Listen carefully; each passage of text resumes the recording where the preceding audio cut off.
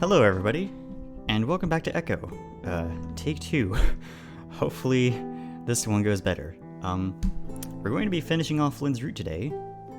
But before we get to that, I will say this episode is going to get pretty intense in places. So please proceed with caution. Check the pinned comment. It's probably a good idea to do that.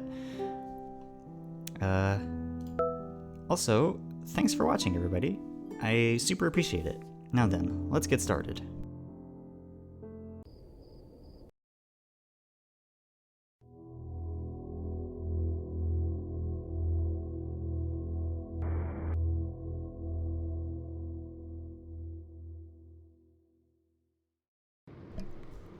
I stare into the rearview mirror, watching for any signs of taillights in our wake.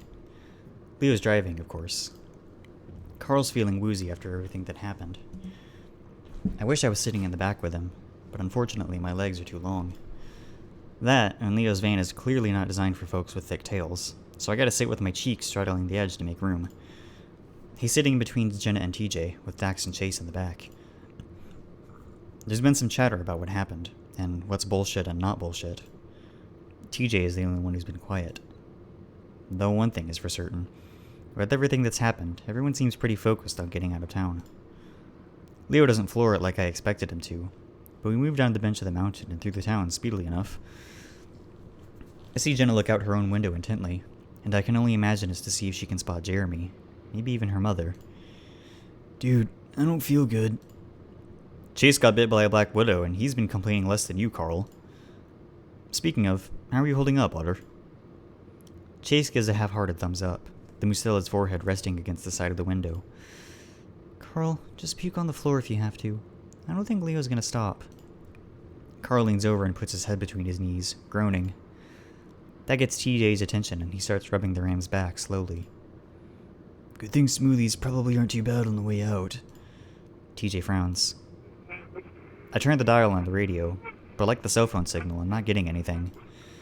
For now, I just turn up the AC and aim it up toward my face. My head's still throbbing up a storm. This feels like a dream, doesn't it? Leo speaks softly, too quiet for anyone behind us to hear. I wouldn't know. You put Chase in danger. Oh God. I cross my forearms over the dashboard and lean my face into them. I also saved his ass. I keep my voice low. Out of the corner of my eye, I can see Carl perking up to listen in. Doesn't excuse it.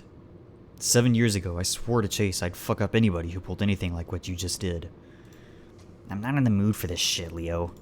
You wanna hit me? Sure. Whatever keeps your alpha dog juices flowing. Leo goes quiet for a second, seemingly not having expected me to relent. You gonna stay away from him then? Gladly. Don't know if I believe you. Jesus fuck. I can see him begin to fidget with the mirror, squinting at it for a second. He pushes the cab light and the interior of the van is quickly illuminated in this sorta too bright amber glow. What is it, Leo? I push myself up. Leo is still staring at the mirror. Chase, you shaved again. Dax screams. What the fuck? I, and the others, quickly turn around to see what the commotion is about. For a split second, I think I see something fading into the seat cushions between Dax and Chase. It's this blackish-brown silhouette of a person. It reminds me of how when you stare at a light for a while and close your eyes, you can still see it for a moment. I blink, and it's gone. You saw that, right? What in the Sam Hill? Tell me you saw that! I don't know what I saw. Carl's rubbing his eyes. I didn't see anything? What happened? God damn, I could feel that thing! Dax looks to Chase, who's clearly kinda out of it at this point. You remember when I told you about how, in the dream thing I had, I could feel your fur? It was just like that. Really? Huh. Chase sounds nonplussed, the skin around his eye is a bit pale. It's unclear whether he saw what we did, the otter patting at the fabric of the spot where the silhouette was. It looks like you. Relax, guys, it's just Chase. He wouldn't hurt a fly. Chase, the real Chase, groans. Yeah, sure.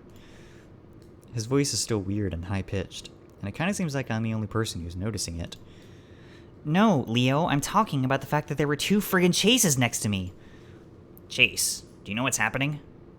The outer grimaces some as he rolls his neck to look at me. It's the hysteria, man. It's like what the mayor and Duke said. People see stuff and go nuts. I'm just glad I'm not the only one seeing this stupid shit anymore. So you're telling me that this is some sort of collective psychosis? That you all are witnessing hallucinations of the same thing? Dude, I've been on acid before. You can at least tell that something weird's happening in your body when stuff starts popping up. All things considered, I'm like, okay, and still could see whatever the hell that was. Carl shifts nervously in his seat, the ram looking uncomfortable with having his back turned to the now empty space. It's like... shadow chase? I saw it in the rearview mirror first. Leo's still looking in said mirror. We're fucking fortunate we're on a straight shot road now. He visits a lot. Jenna furrows her brow at the wolf. Leo. She pauses, noting the vacant look on Leo's face. Do you want me to drive for a bit? That's funny. I'm serious. So am I. Well, let's try not to think about this for now. That's a bit of a tall order. Jenna shrugs uncomfortably. It's your choice. Can we just change the subject? A few minutes later, we're already passing the lake. Huh. So is it Sunday already? Sunday morning? That's what the clock says. What a fucking day. I don't say anything in response. We never got to ask Flynn's aunt about the thing. We could always go back and ask. What? No, He's kidding, TJ. Oh. The lynx stares at the space between his knees. Do you actually think she'd know anything about it, Flynn? I don't know. She and Mark knew enough about what happened with that body, though. Carl shivers and puts his head back down, while TJ continues to rub his back. A few minutes of silence go by before Carl speaks up again. That feels kinda nice. Reminds me of my mom. Yeah, actually my mom did it too. Thought it might help. Hey, I love you, just so you know. All of you guys. I'm glad we're getting out of here. Fuck it, I'm going back to Pueblo. I raise a brow ridge at the ram. And I'm taking you with me.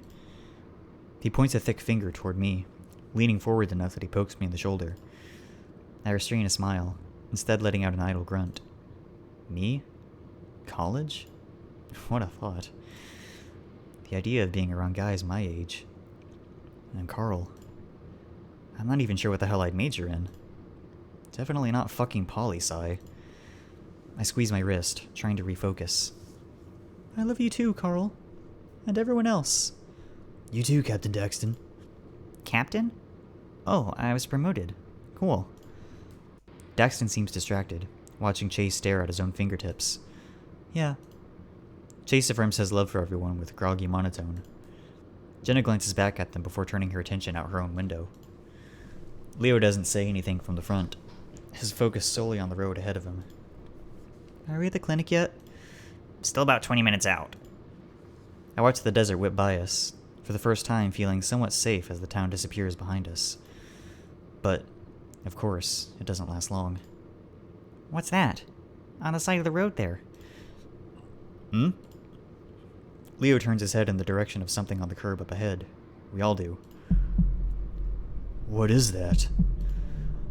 Oh my gosh! TJ covers his mouth. Carl sits up straight, trying to see. Leo slows down as we pass. There's Chase's car, all of the windows shattered. And there's Duke, lying a dozen feet away from the open door of the driver's side.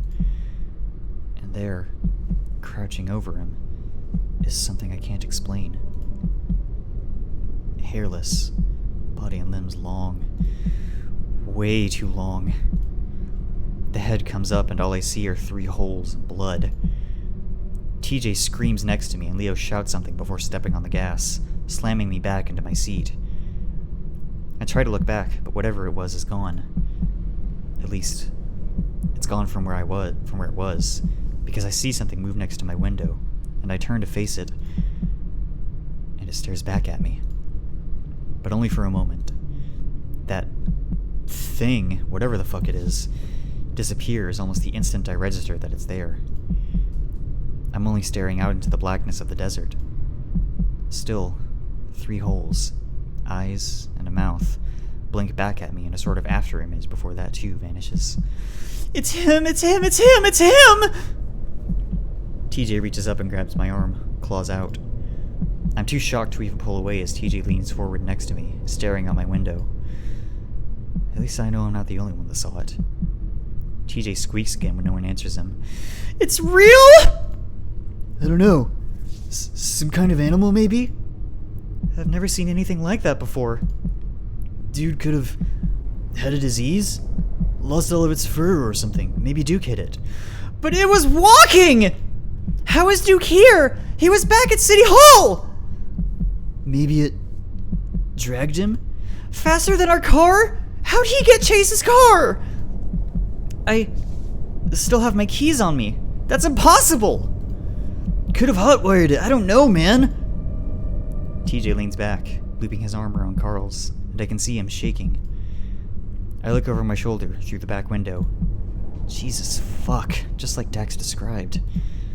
There! We've all seen it! It's how I remember, but I don't remember it ever moving that fast. Or with, blood. Jenna rings her paws together, speaking quietly. Her tone is thoughtful and worried, as if she's trying to rationalize this all to herself. Fuck, that's what got Salem, isn't it? Jesus, don't fucking take your foot off the gas, Leo. Leo doesn't respond, staring hard ahead. He's squeezing on the wheel so hard it looks like it's bending. I pull back the hammer on the repeater, holding the rifle across my chest with the barrel pointed toward the window. I remember Duke's pistol that I stowed in the car door holder earlier. I grab it and toss it in the back seat. Jenna grabs it without hesitation, aiming out the opposite side. This is friggin' nuts. At this point, Chase's car is a good distance away, only visible because the headlights are on, a streak of light fading out across the desert. Duke's dead, isn't he? Some dry retching noises followed by heavy splattering sounds cuts Chase off. Carl is hunched over in the seat, head between his legs. It isn't hard to figure out what just happened, especially when the smell hits me. Oh my gosh, Carl! TJ looks torn between blanching away and comforting the ram.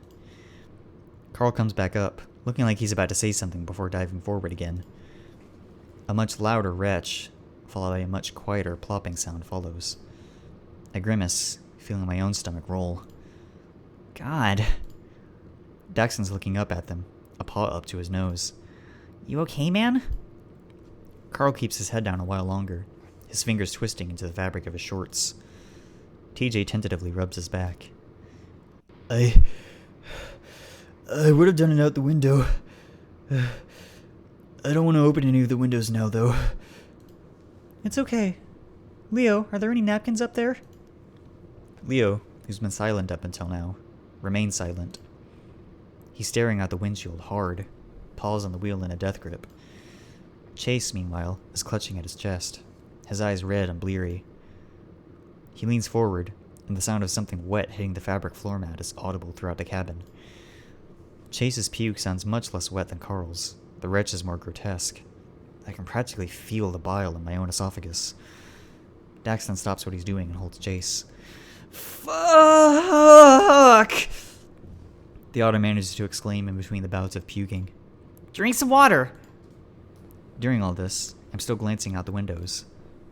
Not head on, though, because I'm honestly fucking terrified I'm going to look straight into those eyes again. We drive in silence for the next 5 minutes with no creature in sight, thankfully. But I don't know what to think right now. There's no way what I saw was some animal, like Carl implied. The way it moved, the way it was crouched, and most of all, its face. I've never seen anything like it. At least anything that's not a Halloween costume. Maybe one of the locals dressed up in a costume or something? Is this some sort of shitty prank show, like that one at the science fiction channel? But then how the fuck did it keep up with the car? Are we going that fast? Leo did slow down a little. I keep these thoughts to myself. Everyone looks freaked out enough without any more speculation. I feel trapped, like I'm stuck in a metal box I can barely move in, with a gun I can't aim. If this thing can outrun and rip at cars, nothing is safe. I just have to focus. We're on our way out, and soon I'll be safe in a clinic, police station, or an applauding audience surrounded by a shit ton of cameras. If it's the latter, I'm decking the first fucker that comes out with a microphone. I try not to think about Duke by the car, Salem on the blanket, my aunt out there trying to keep everyone safe. With that thing. I shake my head, trying to stay watch for any sign of movement. Are you okay, Chase? TJ's arm is still around Carl's, the lynx craning his neck to peer back at the hunched-over otter. I've never been so friggin' scared in my life, but yeah, okay. Chase grasps at his throat and neck, wincing heavily. It's getting harder to breathe. Hold on, Chase. No, how can... What? The car lurches as Leo slows us down again. I squint my eyes, attempting to peer past the glare of the headlights' reach and into the darkness beyond. But I don't see anything, just the road stretching ahead of us. From the back seat, Chase's croaking, high-pitched voice pipes up. What's wrong? Leo's quiet for a moment. His face is blank, ears twitching. Don't worry about it, Otter. Just a little distracted, that's all. That's a fucking understatement. Why'd we stop? TJ sounds panicked. The lynx turned around in his seat as he stares out the back window. It's the first time I've seen him in a car without a seatbelt on. Leo is silent, his vacant expression contorting to brief flickers of confusion. He's looking to the mountains that surround Echo Canyon. Wait. I know what you mean. Jenna scoots forward to the edge of her seat, pointing to something outside. The hills. Those were on our right side a while ago. We must have looped around. But we've been going straight this whole time! The only way we'd be going back this way is if we got turned around when we hit the main highway. But we haven't hit the main highway, have we? Chase presses his furry cheek against the window, his tired eyes bulging.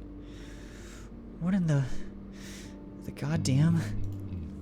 He trails off. So we just seamlessly transitioned from going one way to the other without any of us noticing?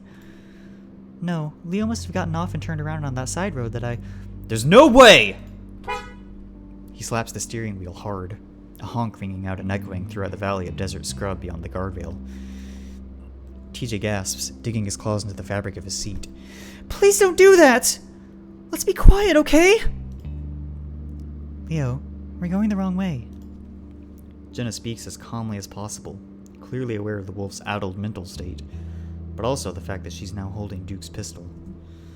Leo brings the car to a hard stop, throwing me forward into the seatbelt. Then he does a quick three-point turn, shoving me right, then left, before I'm smacked back into the seat as Leo accelerates again.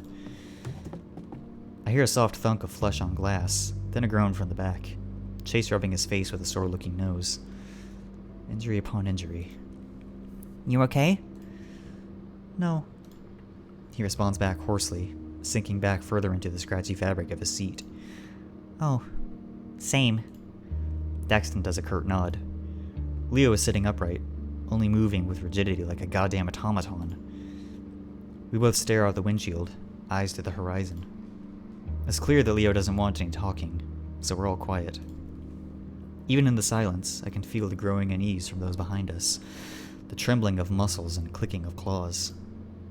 I try to block it out, to just focus on watching what's ahead. All things considered, it's not so bad, as long as I can keep the fear from clouding my mind. Though, that could be said about most things in life. We just have to keep driving, to get out of this fucking town. We can't get sidetracked again, especially with that fucking eyeless thing around. I wonder if it heard the horn earlier. I focus on the mountains now, making sure that they don't disappear. They slope up and down gently under the moonlight, speckled with the dark spots of rock and vegetation.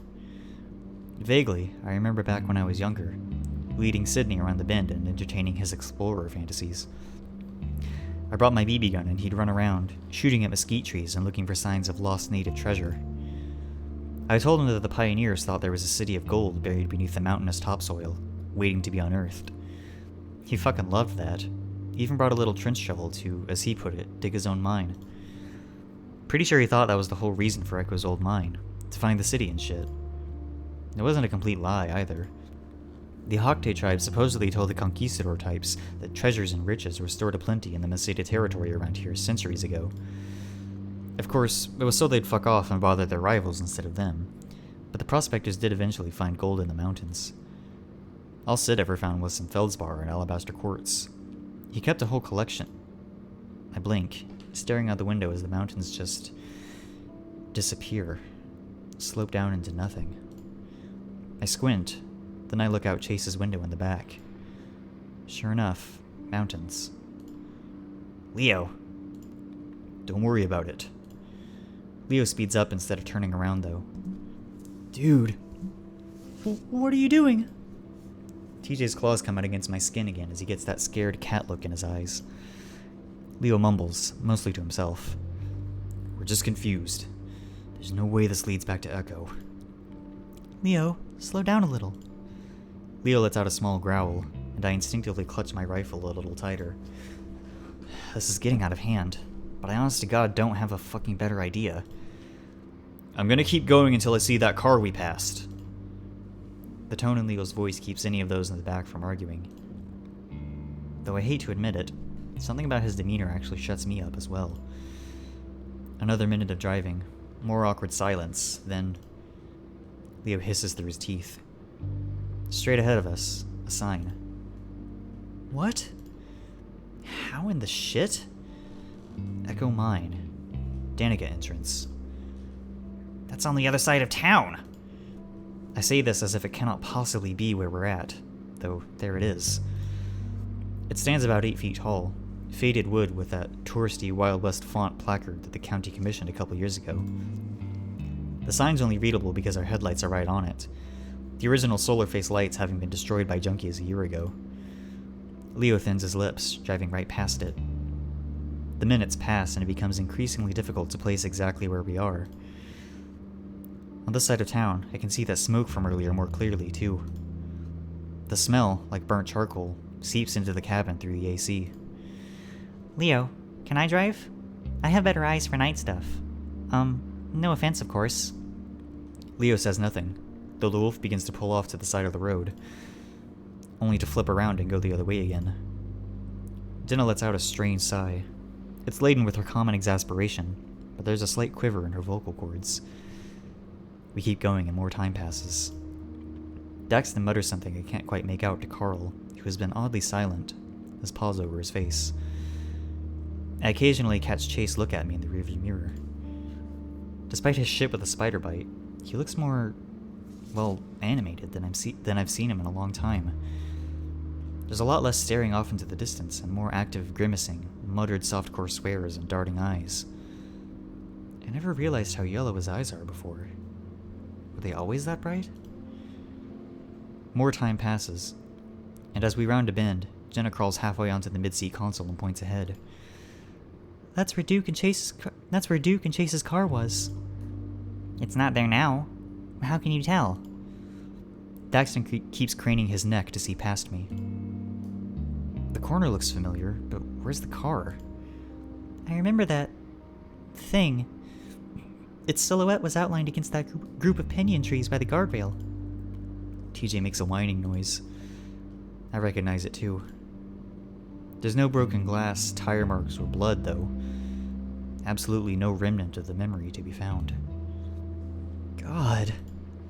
There's nothing there, don't worry. He, of course, is directing these reassurances solely to Chase. His tone is so soft it's almost cooing, treating Chase like a child. That's what's making us worried, you hollow-headed bitch. Leo doesn't react right away. Then out of the corner of my eye, he slowly begins to turn his head to look directly at me. It's fucking bizarre, he just stares. His gaze like a goddamn plastic doll's. Flynn, just don't interact. Oh, jeez. I'm just gonna watch the mountains. Let us know if they decide to flip around. He lets out a dry, terrified chuckle. Jenna returns to her seat, her eyebrows scrunched. It's like we're stuck in some kind of loop. Jenna gives Daxton an inquisitive look, seemingly baffled anyone could find humor in this. What? It's just, well, it's nothing. Go on. You've got time, apparently. Yeah, exactly. I mean... He exhales, shaking his head. In Ad Astra... Carl groans, his displeasure muffled by the pause over his face. Some kind of was always the go-to line of Captain Amicus whenever he encountered something he didn't quite understand. Daxton leans his head back, his bald noggin pushing into the headrest. Some kind of alien transporter, some kind of time paradox, some kind of matter replicator, some kind of reproductive goo, and so on. And this helps us how? Well, I don't think it does. It's just sort of funny, I guess. It's like I'm in an episode with a group of wacky characters. Wacky, huh? Jenna responds, monotone as she returns her focus to the window. I'm just really glad I'm not alone. No one speaks after that. As the truck's engine pulls us up another hill, I see something come into the view through a clearing of cacti. Oh, fuck me gently. Echo mine, Danica entrance. No! TJ whines. Leo slows down more and more until we come to a gentle stop. We sit there in silence, staring at the faded text on the gravel trail that leads into the canyon head. Leo starts muttering darkly to himself, looking out the windows, then at the dashboard. I don't ask him if he's okay. I know what the answer is. TJ continues to make soft whimpering sounds, like he's trying not to cry. It's okay, it's just dark, and we're going off-road somehow. Leo whispers whatever comes to mind to explain what the fuck is happening. Carl still has his head down in his paws, completely quiet. He could be asleep for all I know. I think about suggesting that maybe we should just wait it out until morning in the car. But as I open my mouth, I hear a scratching noise toward the back of the car. TJ's ears perk up, which lets me know that I'm not the only one. Instinctively, I turn around in my seat. Bits of glass fly into my face, and the next thing I know, I'm down in the seat, head down with my rifle raised toward the hole. Get down! Carl ducks, and Jenna and TJ lurch away to their respective sides of the car, TJ accidentally opening his car door and nearly tumbling out. Close the door! Close the door! Carl manages to get a hold on the links, trying to tug him back upright as TJ cries, flailing about. I can't get a good shot, Carl's big head bobbing up and around as something moves around outside the newly opened car door. A shot rings out, though not from me. A wide-eyed looking Jenna holds her smoking pistol up and fires again. The sharp crack reverberates throughout the cabin once more. Carl, very much awake now, slams TJ's door shut and screams at Leo, "Go, go, go!" Leo's already on it, and I feel the car jolt forward. Then I'm bouncing up and down in the seat as we go off-road, Leo not bothering with a 3-point turn this time, instead going for a full U-turn. We're back on the asphalt and speeding down the road when I feel it's safe enough to raise my head back up and look out the back window. For a moment, I'm terrified that I'm going to find that thing crouched on the trunk, staring in at us. But instead, all I see is a giant hole through the back window, the remaining glass jagged. Oh god! Are you guys okay? Daxton looks back and forth between us and the road behind the van. Chase, meanwhile, looks like he's about to throw up again. His mustelid features scrunched in a tight grimace as he shivers with fear and other general unwellness. I sit up fully, keeping my sights trained on the back. Yeah! I yell at him over the sound of the car and the wind whistling around behind me. Jenna, did you get it? I don't know! Carl has bent over in his seat, too, brushing glass from his hat and hoodie. I look at TJ, who's still crouched over in his own seat, covering his head. Bits of glass are scattered on his back and head. I pick some of the pieces out from the fur on his neck and lean over him. TJ, are you alright? TJ shudders and doesn't say anything as Jenna plucks some of the shards from under his collar. What was that? Daxton shouts back at us, staring through the window. Fuck if I know! I don't want to think about what I actually think it was. I just need to be ready if it comes again. Leo keeps up the high speed, hitting some of the potholes hard enough that I'm worried we're going to get a flat. Then we meet some real deep shit. We drive on for another 5 minutes in silence. And then the sign appears in front of us again.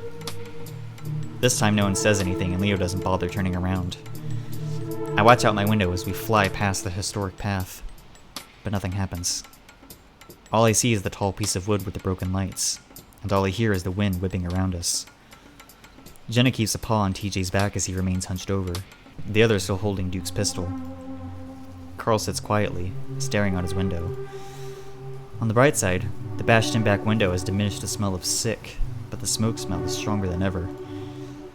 Sparse dots of light show up on the horizon, indicating where Echo is. That's when Leo speaks up. "How about we head back to my house? You guys can get some sleep while Chase and I figure out what to do next." Leo pauses, waiting for an answer. What? Sure. I'd rather not meet the same fate as that guy in the blanket. Yeah, I reckon that's sound. I shift myself onto one knee in the seat, the old thing creaking under my weight. I have to hunch low so that my head isn't smushed against the ceiling, quietly praying that Leo doesn't hit any serious bumps in the road. There's a sinking feeling in my stomach at the thought of going back to Echo. Part of me wonders if the Duke and Chase's car are still there, and we just imagine that whole grisly scene. I stare out my window, watching the hills move slowly by under the moonlight as we turn onto Lake Emma Road. Maybe taking one of the mountain roads out of town will be worth it, whether we'd have enough gas when it happens. A crouched figure sits on the peak of a hill, just about 50 feet from where we are. I squint at it, just barely able to make out what looks like shoulders and a head hunched up under the light of the moon. Oh shit. I'm directly across from the thing when I open my mouth, but I'm barely able to make a sound when it moves. It dashes down the hill in the blink of an eye, covering the distance between it and our car in a matter of 2 seconds. One moment I'm staring at a tiny black figure, and the next it's right up against the car, smashing into the side between my door and Jenna's. My head smacks into the glass and I see a flash of white. At the same time I hear Jenna shout at us to hold on. TJ screams. Carl yells.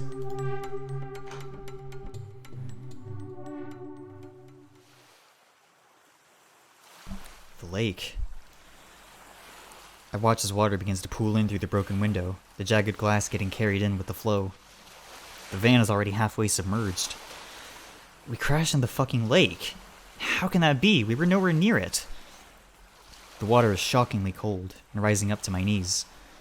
TJ yelps something incomprehensible. I see Leo thrashing with a seatbelt, trying to get unbuckled as the car battery shorts out and the cabin lights go dark. Carl! The hyperventilating ram splashes about behind. I can't open my door! I can hear the sound of door handles being yanked.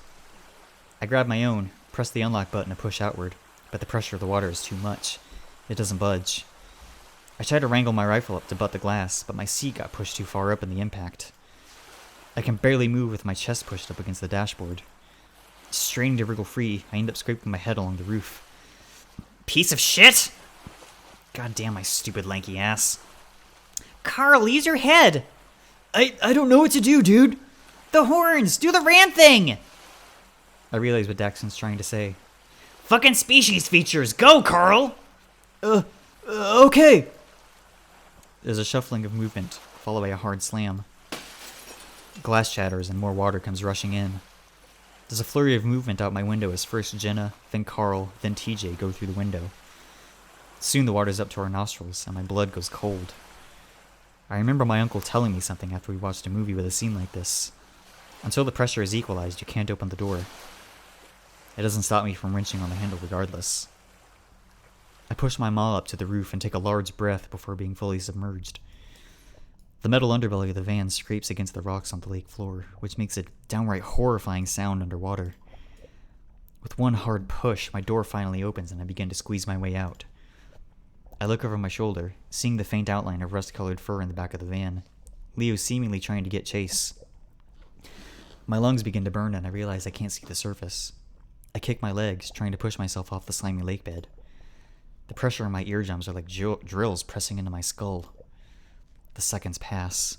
1, 2, 3, 4, 5. And finally I reach the surface. After a moment, the water splashes and Chase and Leo emerge from the depths. Leo, I'm a fucking otter. I'm fine. Guys. Carl pants, the ram appearing to be clutching one paw onto TJ's shoulder to keep afloat. He can't really swim well thanks to his hooves. TJ looks to be struggling to keep their chins both above the waterline. Where's Dude Man? What? Daxton! I don't know. Did anyone see where that thing went? We need to get out of the water. It can be in here with us. I know it. TJ's voice sounds like a mix of a whisper and a shout. Please!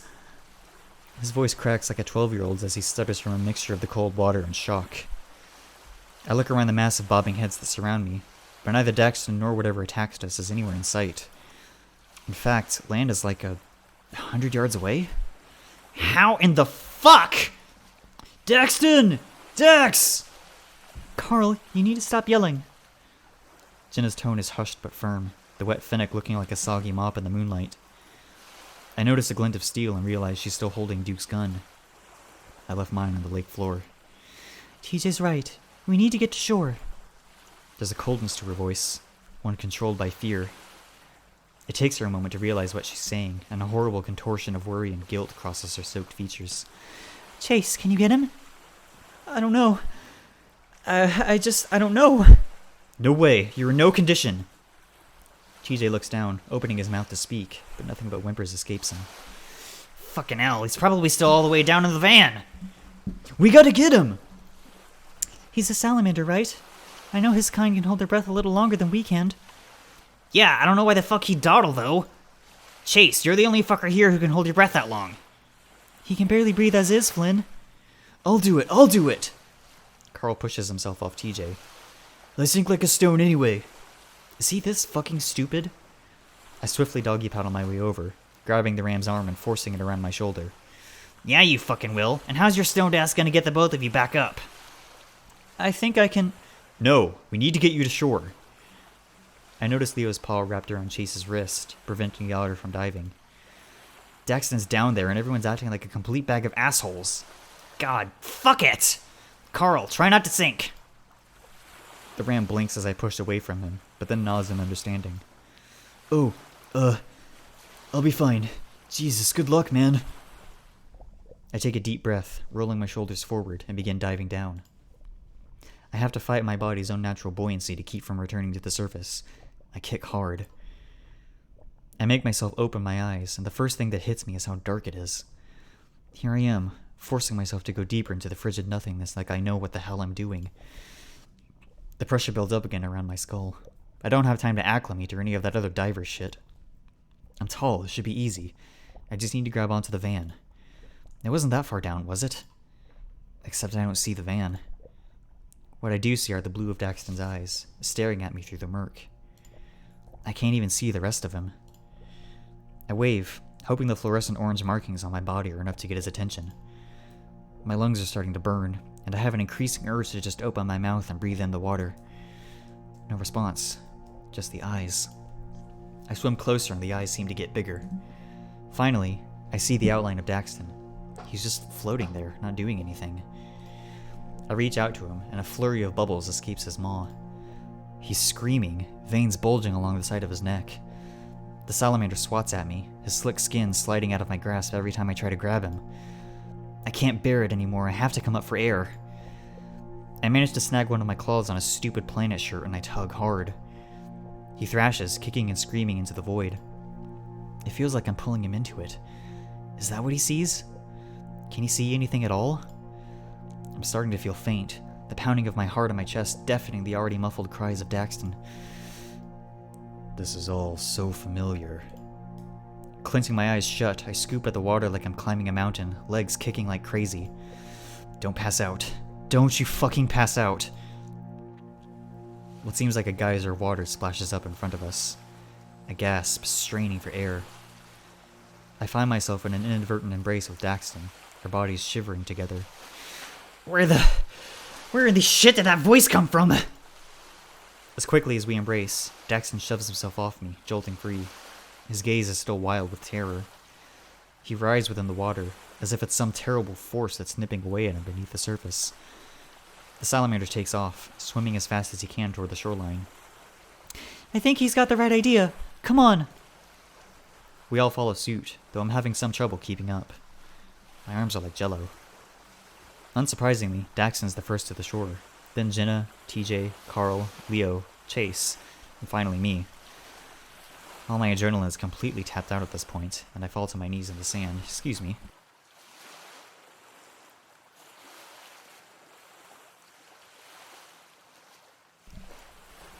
Daxton's clearly trying to put some distance between him and the lake. They're not going too far as to be out of sightline with the rest of us. He paces back and forth, jittery. I can't believe you actually rescued him. I grunt, trying to rub what feels like lake gunk out of my eyes. Dax, Daxton stops. the hell were you doing down there? Trying to save you. His tone is intense, the salamander clearly trying to reconcile whatever the hell happened back there. The hell you were? That's what I was doing. I thought I saw you drift off further down into the lake. You weren't moving. Anytime I tried to grab you, you just drifted further off, always with your back facing me. Eventually, I couldn't see you anymore. It was too dark. He rubs his hands over his biceps rapidly, trying to warm himself. Did you hear the voice too? No, there wasn't any noise but the water rushing around my head. He exhales, looking briefly at Carl, then back to me. I'm sorry I panicked. When you touched me down there, I didn't realize it was you. You were all red Red? at first, and then, well, I flipped my shit, I guess, until we hit the surface, and you were there, and I got overwhelmed, and You hugged me. He cocks his head slightly. I'm pretty sure you were the one who was hugging me. Don't think so. I did. You swear you didn't hear a voice? He holds up the flat of his palms, shaking his head. I swear it, man. Out of all the surreal whatnots that have been transpiring, voices ain't one of them. I frown. Daxton looks back toward the water, then backsteps a few more paces. I'm not just imagining this, am I? Fucking hell. Chase seems to be trying to uncoil himself from Leo, his breath wheezy, and he soon breaks out into a raspy cough. Leo quickly rewraps an arm around him, patting his back gently with one of his massive paws. Easy, easy. We're safe now. The fuck we are. I peer around. Even with my eyes having adjusted to the dark, I'm still having a hell of a time seeing beyond 20 yards or so. Jenna gives me a quick nod, holding up Duke's pistol to show me she still has it. The soaked Fennec would look comical if it were not for the direness of the situation. She must put so much conditioning into her fur to keep it that fluffy. Whoa, that's 2 saves now, dude. Carl proceeds to fall flat on his back, spread eagle in the sand, his hefty gut rising and falling. You're pretty good at this Crazyland stuff. He sounds so casual about it, like this is one of his video games and I'm somehow not getting my ass kicked at it. Come on, everyone, let's get a move on. He didn't deserve. TJ mumbles something, the lynx sitting with his arms around his knees, staring out into the lake. He makes an effort to scramble back a few feet as the tide comes in. Jenna moves over beside him, hugging the lynx from the side. Shh, we just need to get to Leo's. Leo lives on the outskirts of town by the old railway tracks. It's fairly isolated from the rest of the town. Going there is not the worst idea, but if that fucking thing could catch us in a van going 50... Fuck, I saw how it moved too. Like a strobe light was being turned off and on, and it got closer with every pulse. That is still the plan. Leo affirms this with a nod, the wolf standing upright and ready. He's trying not to show his exhaustion and fear. TJ's just looking at Chase now, and he's got a shimmer in his eyes. He's crying again. Chase, did Sydney... How long did he... He's cut off before he can finish. Come on, TJ, we have to go. Chase looks over at him. His expression is harder to read. What? Everyone but Chase seems to be pretending they're not hearing the whimpering TJ, ushering him along. I rise up to my feet, nearly tripping over myself as I get used to solid ground again. Jenna pulls TJ up with her, trying to move the lynx along. Leo also follows suit, helping Chase up the shallow incline through the loamy soil into a basin of dry grass. TJ peers back over at his shoulder. He's still looking at Chase. That's when I notice the large rock with the sole pinyon tree overhanging it. There's little bullet holes in the side of the trunk, 22 caliber. I made those.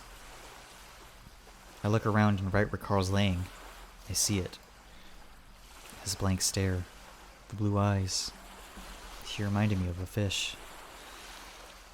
This is where it happened. Carl sits upright, still clearly trying to catch his breath. At first he doesn't seem to understand, but then the realization hits him as he sees the tree. Oh shit. Carl rises up to his hooves, gawking at the tree. He's still. That thing I saw when I wrecked my car, the one that brought us here just now. It did it for a reason, you know? I mean, I used to think my house was haunted, that it comes with the territory of big spooky mansions. But maybe it's us? Carl extends out his paws to his surroundings. I assume he means the whole group. I sigh, feeling rather vulnerable out of the open without my repeater. The hysteria, it's affecting the whole town. Everyone goes crazy in their own way. That's what my aunt always told me. And it even got her in the end. I wonder if she's okay, or if they found some other poor schmuck to blame the end times on. Then why are we all seeing this? He gesticulates with a swirl of his hand to the tree and then the lake itself, before letting his arm fall limply at his side. We're all here for a reason. We meet each other's gaze, and Carl suddenly lets out a small chuckle, rubbing the space between his horns. Unless I'm just imagining you seeing this. I let out a puff of air and rubbed my face. You're dreaming about me, huh? Seems like it. He shrugs. Next time, cut out the horror games before going to bed, yeah? I haven't seen a single zombie, it's bullshit. He looks toward the lake and sombers. Just kidding. Yeah. I'm not immediately sure what to say. In the distance, the group looks to be trudging through the dried up reeds and heading toward the train tracks down the pass. They're not waiting for us. Which, I guess is understandable, noting Chase's condition. Carl's watching them too, though he doesn't seem overly antsy to rejoin them. If Sid were, you know, a ghost or spirit or something, he wouldn't hurt us. Carl looks a little surprised, shifting his attention back toward me. What makes you so sure? I can tell by the tone in Carl's voice that he doubts that. I remember Carl was really sensitive growing up, sheltered by his folks something fierce. He'd cry and eat and cry. It was basically a fat, spoiled TJ. It took me a while to figure him out, and for Sid, he didn't really have much grace with the sensitive types. He was cool. I know you two never got along, but he had things rough at home. He loved hanging out with the group and all. Hell, he thought TJ was cool. What? No way. Well, he never said as much plain like. He just wanted to be him, I guess. To believe God was real and had a plan. To be good without having to try so hard. To have folks who gave a shit about him. Dude, those last 6 months... I think back to Chase's words. I know. He wasn't himself. Not really. After a long pause, he shrugs. If you say so, I believe it. I was different then too, I guess. I was just a child, and now I'm a man-child. I wave off the thought. At least Carl seems calmer now. Or at least is doing a good job of blocking out the terror. He's still got his tie on, though his shirt's completely soaked through, and I can see his chest underneath when he faces the moonlight. Man, if this wasn't real, anything you'd want to say to not real me? Without hesitation, Carl speaks. I'm not a real big fan of fishing, dude. I furrow my brow at him and sigh, before beginning to trudge through the sand after the others. I can't even see them now. They must have picked up the pace. Dude. I stop. His voice is softer, apologetic. But I like when you take me out, even if it seems like I'm whining the whole time. There's no seems like about it. You do whine the whole time. A brief, sad smile crosses his thick muzzle. You guys are still here? The salamander peers at us worriedly. Carl and I exchange glances, then nod. Good. That's good. I lost the group. I don't know where Leo's house is, and they kept walking faster, and then they just... Daxton toys with a zipper at the bottom of his hoodie. must have gotten ahead of me. It's okay. I think we're supposed to be here. Right, dude? Carl looks to me. I cross my arms, unsure how confident I feel about this whole tapping into paranatural hunches. I don't know. It's just a feeling. The thing could have killed us easy like, and it didn't. Instead, we're here. So, where's here exactly? Where our friend died. Well, where he drowned and later died in a hospital. Carl's bluntness takes even me off guard. There's no coldness in his tone, though. Just the truth of it. That's terrifying. I'm sorry I asked. After a moment, he speaks again. And sorry for your loss. I feel like this past week I've just been a dingleberry on you guys. It's okay. It's cool you're here. Everyone goes quiet. Daxton occasionally looks over his shoulder to see if there's any sign the group sent someone back for us, but no such luck.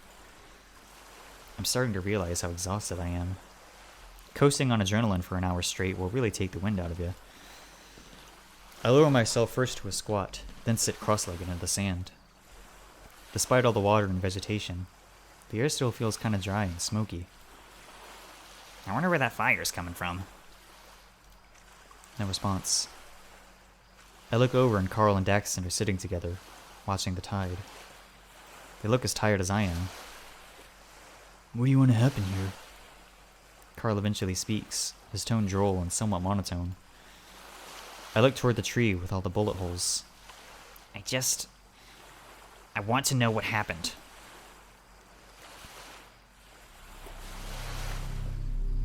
They're gone? I spy the ass prints of Carl and Dax in the sand next to me, but they're nowhere in sight. I quickly rise to my feet, hesitant to call out to them, noting what happened earlier. I move up to the top of the hill next to us, stepping through the dry grass. As I look around, I see no movement beyond the rolling tide of the waves, illuminated only by the slight moonlight. Fuck! My whole plan of waiting here for something to happen seemed a lot better when I had others around. Now that I'm alone and unarmed, my gall is starting to fucking wane. They must have went for Leo's house. I mean, surely they'd fucking wake me first, right? Did I even pass out? It felt more like I just blinked and then bam. Gone. For a moment, it feels like something's tugging the back of my shirt. I turn, expecting to see the bulbous face of Carl at my side, but there's no one there. Hey, assholes! Where are you? I let out a harsh whisper directed at the desert scrub around me. Again, no response. I sigh, rubbing my palms over my face. There's no choice. Gotta get to Leo's. My gaze drifts back to the beach and the bullet-ridden pinyon tree. I'm struck with a strange sense of solace, as if the spot would be somehow tranquil to me if circumstances were different. For now, I take stock of what's still in my soggy pockets. Keys, phone, dead as hell, probably fried, and an old granola bar wrapper. With a grunt, I make my way off the beach and toward the rail tracks.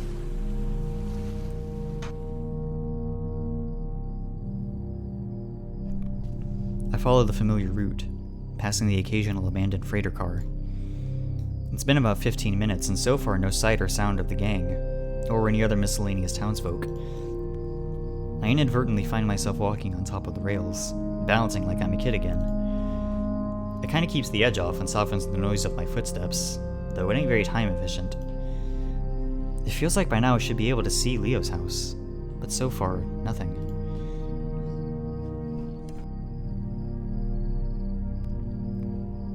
It isn't until the tracks dead end perpendicular to the highway that I realize I'm being fucked with again.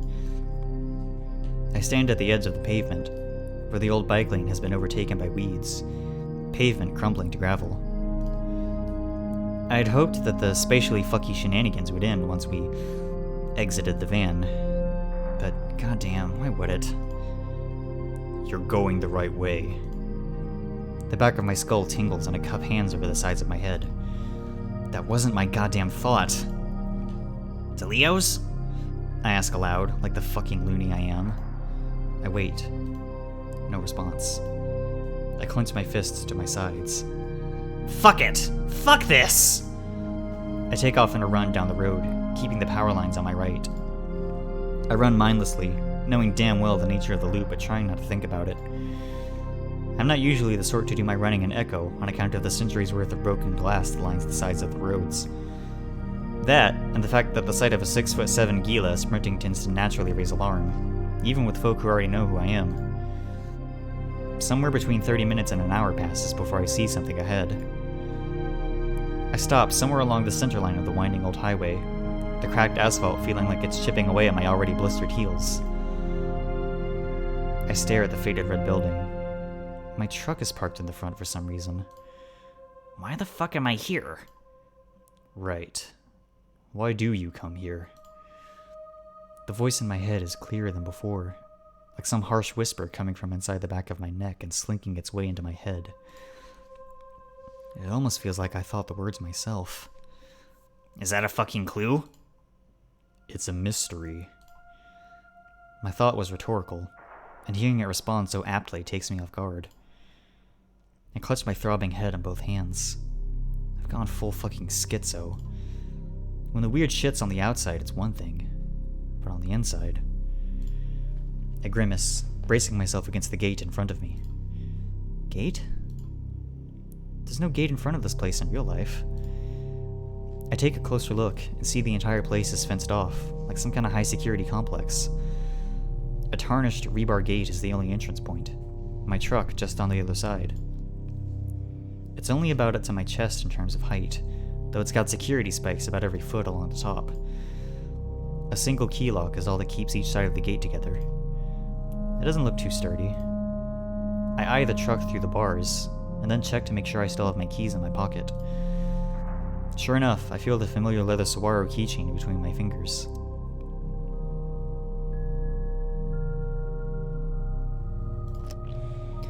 Without even thinking, I take out my keys, flipping through to the ones for City Hall. I grab the sides of the lock and push in the key, twisting. To my surprise, I keep turning my wrist without resistance, and hear a soft click as the fastening point comes unlatched. I stare at the lock, feeling some fleeting sense of accomplishment. It soon falters as I note that the lock being there in the first place doesn't make a lick of sense. What in the fucking fuck? Also, the tips of my fingers that were grabbing the lock appear to have been stained black. Paint of some kind. Someone must have painted the lock recently, though the fence itself still looks pretty faded. I wipe my hands off on the back of my pants and push open the gate. It only opens about 6 feet wide, nowhere near enough room to get my truck through. If I revved hard and gunned it, I could probably break through, though I've got a feeling that's not what I'm supposed to do. There's not really a fence in front of this place. This isn't fucking real, but I'm seeing it. So why am I seeing it? That's the fucking question, right? Duke's words from earlier come to mind. Thing is, we've all got something after us. Something bad. Won't let you leave when it starts. What's after you?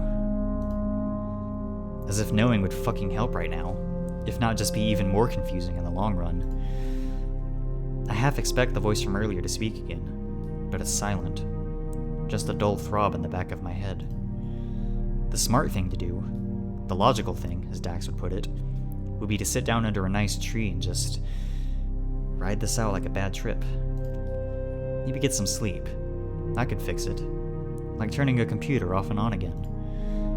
I peer up at the sky.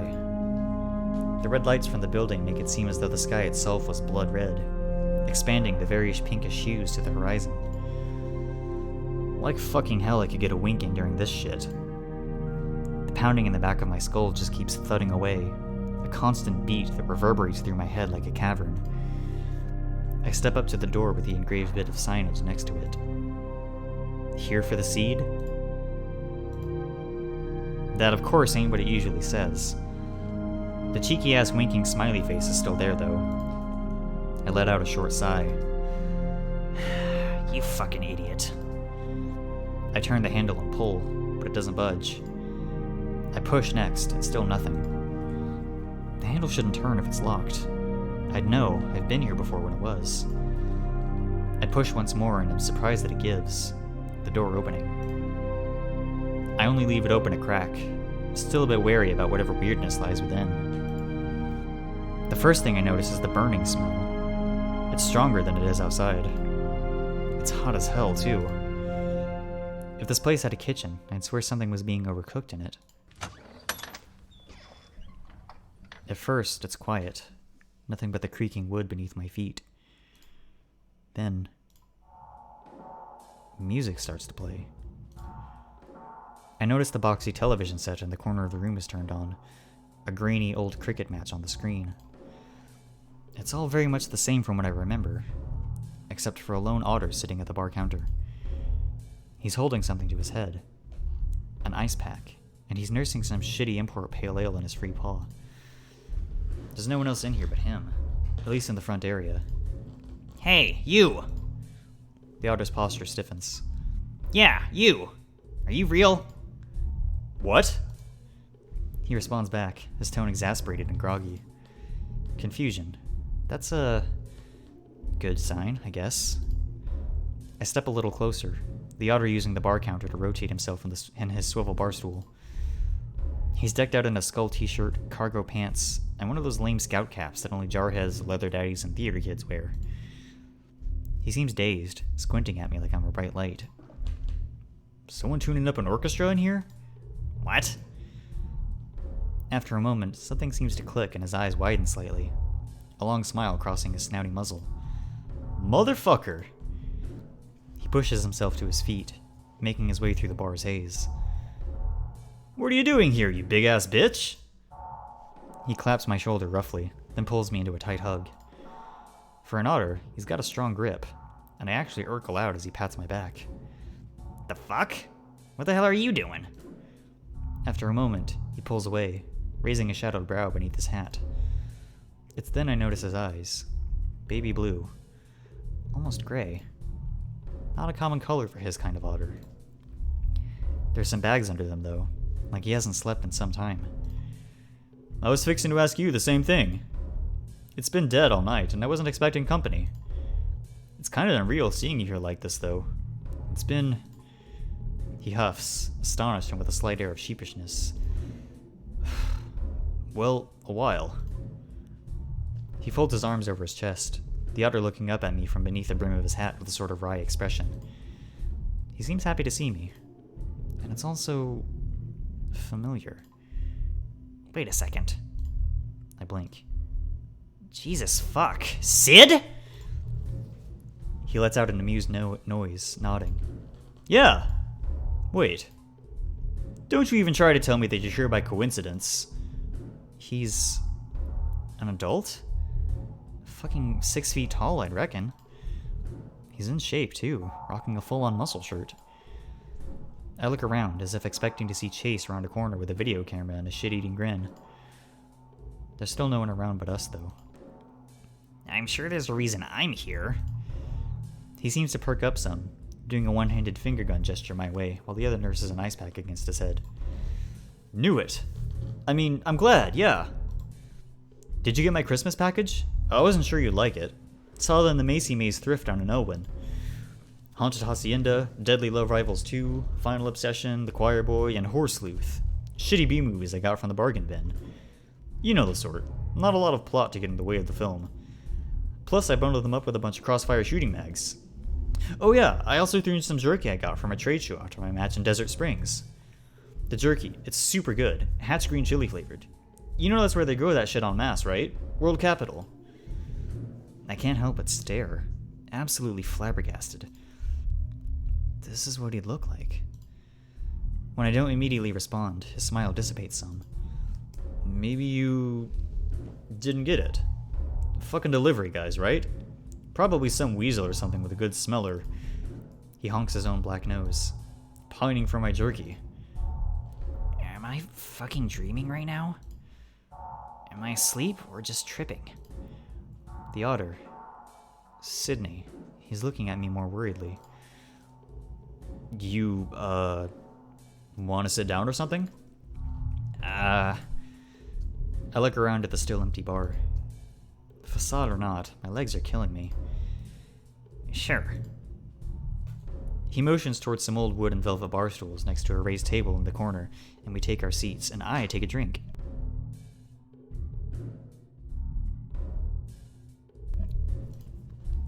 After Sydney grabs his drink, of course. Oh, well, what do you know? I don't know where the bartender went. He's usually in the back. I look toward the smoke room door. Nothing seems to have changed about it. He? Yeah, he. Big tiger fella. Only guy who works here, as far as I know. He scrunches his brow, thinking for a moment. Unless he got a sex and species change to become a bleach blonde bunny with big bouncing tits. I don't think so. I grunt. What the hell is he talking about? He was into dressing up in chick panties, but I don't think we're talking about the same person. Or the same bar. Sid smirks, looking at me a little wide-eyed. Thinking one of your gay bars, right? The fuck are you talking about? This is the gayest bar in the state. If this were real, there'd be 20 fucking dudes reaming each other behind that door as we speak, including the bartender. I point to the familiar no smoking labeled door, my tone more firm now. Including you? This comment has a derisive, teasing tone. After a second, he blinks, looking back over his shoulder to see what I'm pointing at. You been porking guys who go to clown school? That's a goddamn tiny janitor's closet. Says so on the door. I squint at the door. For a brief, fleeting moment, I can almost quite make out the little mop and bucket symbol posted on the center. But it's simply not there. I honestly don't know why I came here tonight. I guess I just had a good feeling about it in my gut. And by that I mean I saw the picture outside for the Chipotle dusted beer nuts and my stomach got a boner. And I guess it also worked out since I get to see you. He thrusts his arms toward me, trying to put on a cheeky, sarcastic grin, like he's trying to play off the statement as he realizes how sappy it sounds. There, to my knowledge, has never been advertisements for spiced beer nuts posted outside the bar here. Jesus. I slowly lean back into my chair, letting out a long exhale. It's real good to see you too. More so than you probably know. He opens his muzzle to speak again, but I cut him off. Sid, where do you think we are? He takes a swig from his beer, peering at me for a long moment before examining his surroundings. It's, you know. He snaps his finger a few times. The beer nut place? He frowns, shifting his ice pack back to his noggin. Fuck, I'm not that sauced. I just hit my head real hard on the counter when I was bending over to pick up my phone. Shit, do we have plans to meet here? I genuinely don't fucking know. I sure as fuck didn't. I trail off for a moment, swallowing away the tight feeling in the back of my throat. I pull my phone from my pocket, turning it over in my hands. It's still dead. I wasn't expecting to ever see you again. His blue eyes widen, the outer giving me that same doe-eyed look he'd give me after we'd been hanging out and I'd say I have to go. He never wanted to go home. Look, I know after I bailed on the interview you set me up with, you were pretty pissed. Rightfully so, too. Fully justified. I get that. I know I fucked up. What? I'm trying to get clean, I swear to shit. It's just... I'm so fucking hard, you know? You're on drugs? No. I mean, not right now. I'm sober as fuck. I look to the ale on his paw. Sans the booze? Ugh. Look, all the other guys I wrestled with at the roadshows, though, they're all on the shit. Everyone's trying to bulk up and stuff so they actually get a pop when the crowd sees them.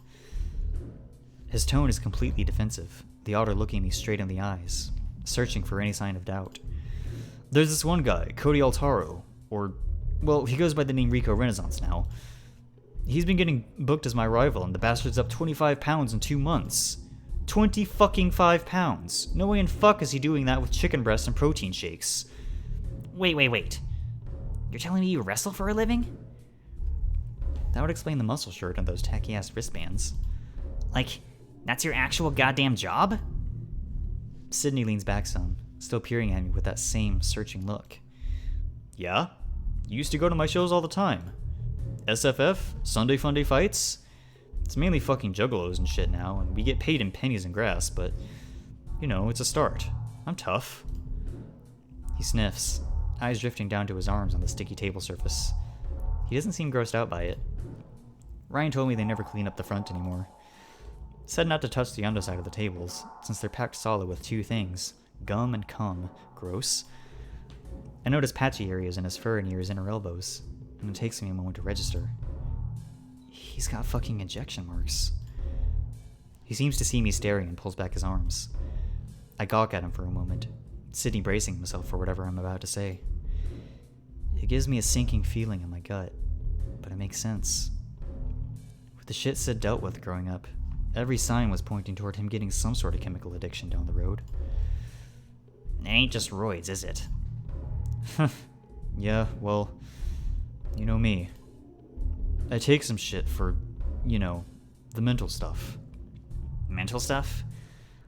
I'm assuming it ain't prescription? You assume correctly. He speaks slowly, twiddling his thumbs in his lap, his eyes dancing from the bottle in front of him to me and back again. I'm not sure what to say. We sort of just sit there in an awkward silence. I know you never really understood all the fucky stuff going on in my head. I just want to thank you for sticking around as long as you did. Can't say the same for anyone else. I'm not really an easy person to have the back of, especially when I'm one person 1 minute and another the next. I remember the shit Chase was talking about earlier, about the incident at the ice cream place in Peyton. The way he just clicked and changed. He continues speaking, the otter shifting his thick tail listlessly behind him. And tell your roommate Dax thanks as well. I know y'all both really tried to get me a stable job at that print shop, but fuck, it never would have worked out. A schizo like me can't hold a position like that. Instead of Carl, Sydney was the one who I would have been helping. I realize he's still out there, caught up in all this hysteria without me while I'm stuck in this place. Sid, this isn't real. Yoder gives me another strange look. He clearly was expecting me to be acting much differently than I am now. Like, he'd been preparing to speak to me for some time now, and I've completely derailed his plans to get a lot of the shit he wanted to say off his chest. You're not real. I'm just fucking dreaming right now. I thought you couldn't dream. You used to get annoyed as hell with me when I'd go off about the shit I dream about. Yeah, well, I am now. How would you even know what a dream was if you had one? After all, you look more like you just woke up. I shake my head, watching the blurry brown and black form in front of me shift from side to side. I keep expecting him to just not be there when my vision refocuses. Look, let me just lay this shit out plain like. You can't be here. You're dead. You drowned over a decade ago in Lake Emma. I think Chase did it. Or at least, I think he did. Sydney looks uncomfortable, as if the slight semblance that this is all some elaborate, fun ruse I'm pulling on him is looking increasingly unlikely. Okay, well that didn't happen, no nuts. And Chase? That twink couldn't hurt a fly. He sighs, rotating his half-empty bottle of pale on the table and smearing the ring of condensation that forms beneath it. I'm right fucking here and I just want to talk to you. His tone turns terse. Hurt, even. No, shitbird. You died. TJ saw 2 bodies with brown fur writhing in the water before you drowned. They all thought you died on your own somehow, like you passed out or some shit. But I knew better. I see a flicker of realization in Sydney's eyes, and again, he shifts uncomfortably. I think I remember what you're talking about. But I'm not dead. I'm here, motherfucker. Feel me. He reaches across the table and takes my wrist, squeezing hard. It's like he's trying to give me an Indian burn, like he used to. I yank back my hand. Fuck off. He stares wide-eyed at me, his maw slightly agape. A moment passes before he speaks again. Why are you acting like this? Like you can't fucking just enjoy my goddamn company. Plus, you're so damn intense. You're not even high right now. This isn't fucking fair. I'm your goddamn best friend. Hell, you're like my gay, scaly brother. You can't fuck with me like this. This is too real. I quickly shake my head, closing my eyes. You're dealing with me right now, not the thing inside my head. And that's fucking becoming a rarer and rarer thing these days, so I'm just really trying to enjoy what time I've got. Just talk to me. I don't want to think. He trails off, staring down at his lap. Think about what? There it is. The change. The music seems to sound further and further away until it disappears entirely. Huh.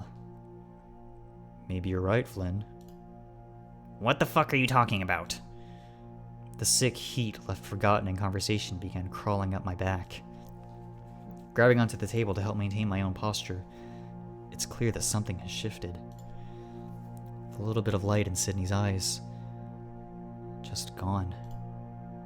2 bodies. What? 2 bodies, right? I remember now. Man, that shit fucking sucked, didn't it? Shifting uncomfortably, the topic had reversed onto what he had previously denied. 2 bodies, Sid. You're fucking dead. I saw you. I looked you in the face, and I saw nothing. I gripped the edge of my seat, my gut feeling like it's twisting in on itself. It's like I'm standing in front of a roaring fireplace, the smell of smoke and fresh ash licking my nostrils, while the heat tickles my scales. Sydney's gone forever, and all that's left is this. Who are you? It feels different to me. The thing that isn't Sydney looks around. This is not the smoke room. It looks like it, but not to me. The otter continues to stare off to the side before seeming to realize I asked a question. Sam, I am. While he speaks, he points toward you, across the table, with both hands. There's something metal in his grasp, long and with a barbed end. I can't make out what it is exactly. I swallow and try to speak evenly. Who's Sam? A facsimile of a person that was. I'm dabbing myself with ink so I never dry, but it smudges.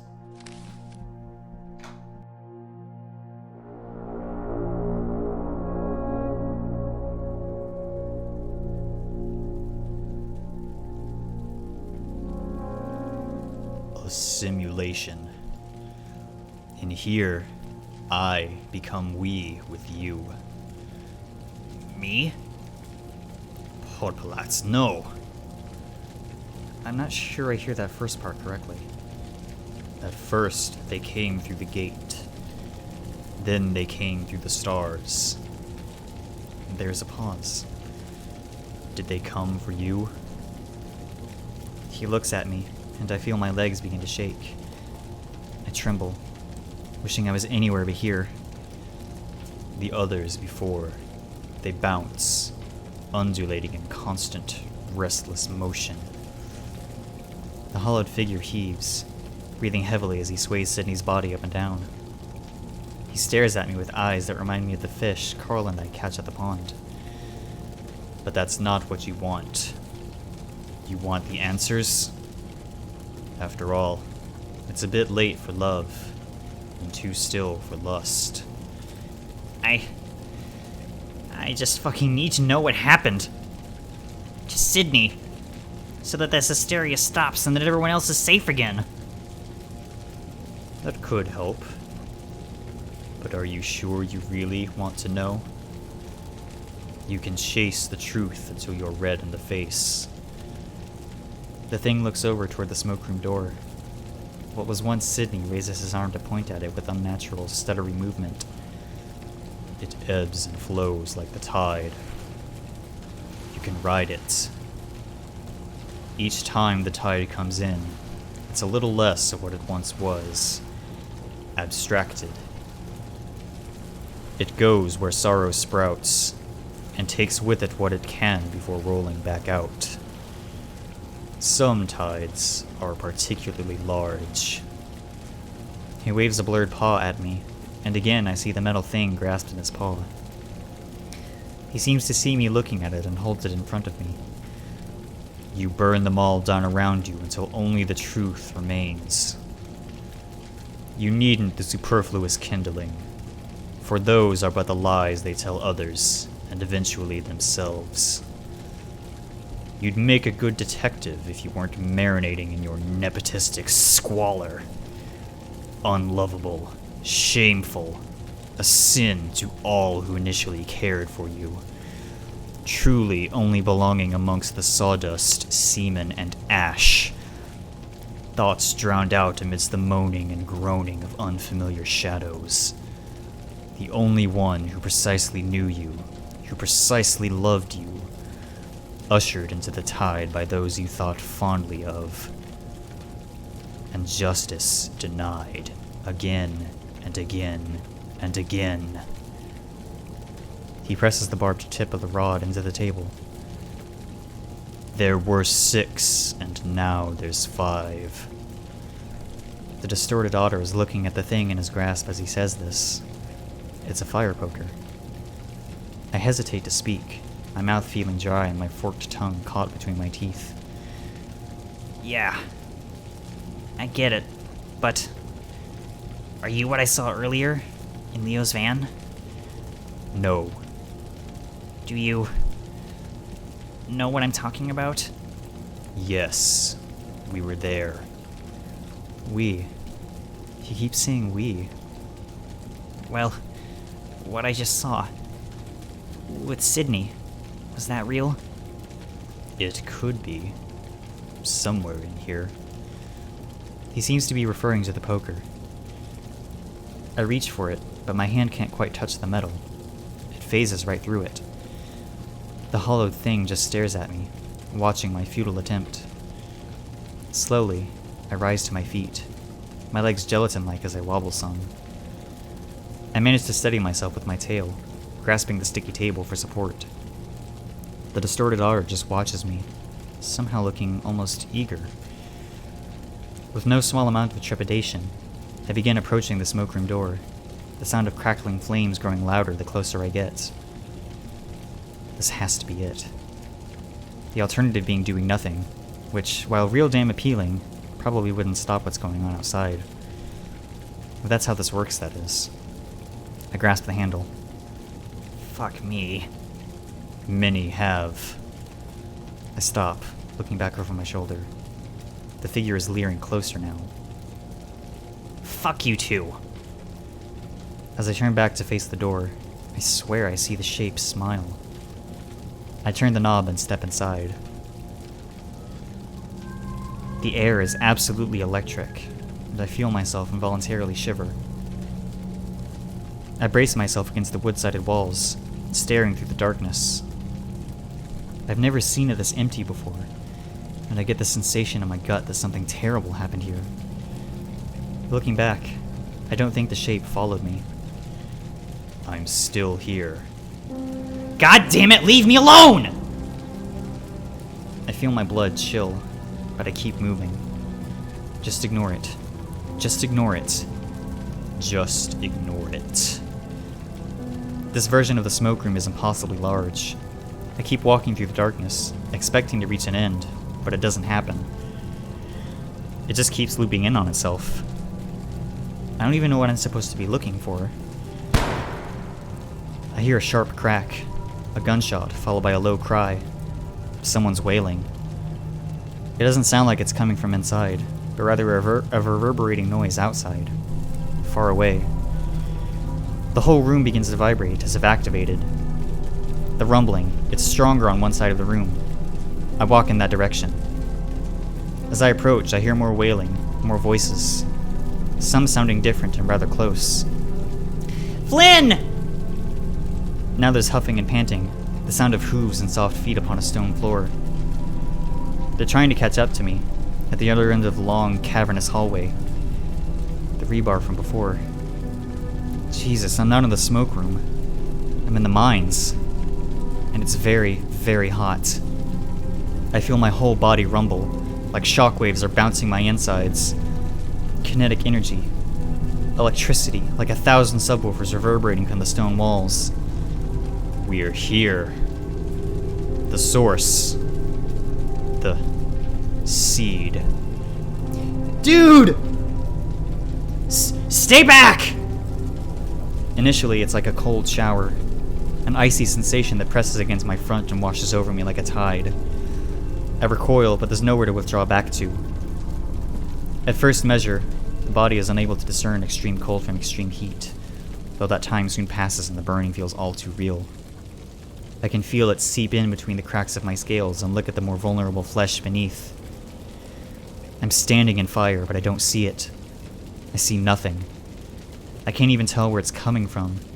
Wherever I go, the burning follows. The fabric of my clothes ripples and the seams begin to snap away.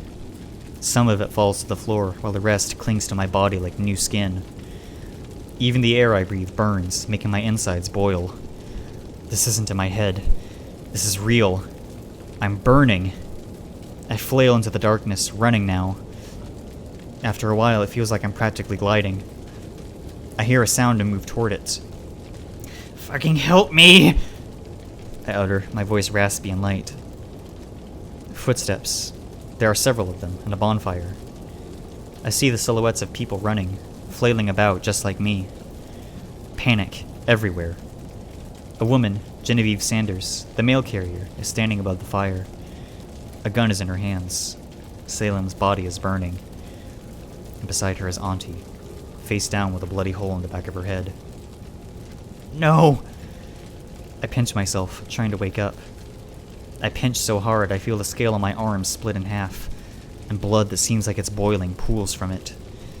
It quickly evaporates, and all that's left is a mark of reddish-pink flesh beneath, scar tissue.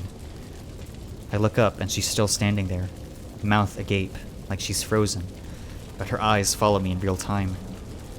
She sees me, but it's like she can't act. Why? Fucking... Why?! I receive no answer from the horrified visage. She's still holding the gun. She'll do it again. She'll do it again.